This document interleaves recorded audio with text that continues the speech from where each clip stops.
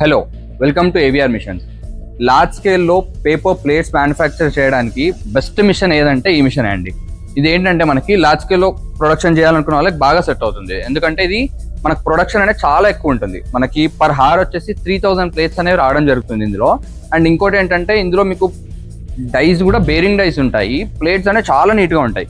అంటే మీరు plates observe చేస్తే ఇప్పుడు ఈ జిగ్జాగ్ ప్లేట్ ఇది మనకి మల్టీ కలర్ కానివ్వండి, గ్రీన్ కానివ్వండి, లేదా ఇలా ఫ్లవర్ చేసుకోవాలంటే కూడా చాలా బాగా వస్తాయి అన్నట్టు ప్లేట్స్ అనేవి. హై క్వాలిటీ ప్లేట్స్ కానీ, నార్మల్ రెగ్యులర్ క్వాలిటీ ప్లేట్స్ కానీ చాలా బాగుంటాయి.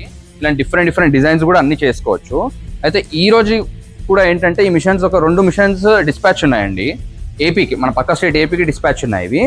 ఇందులో ఏంటంటే సార్ ఏం అడిగారంటే ఒక దాంట్లో ప్లేన్ డైస్ కావాలని చెప్పారు. ప్లేన్ డై అంటే ఇది ప్లేన్ ప్లేట్ అన్నట్టు, అంటే బార్డర్లో ఎలాంటి డిజైన్ ఉండదు, ఇది ప్లేన్ ప్లేట్ ఇది.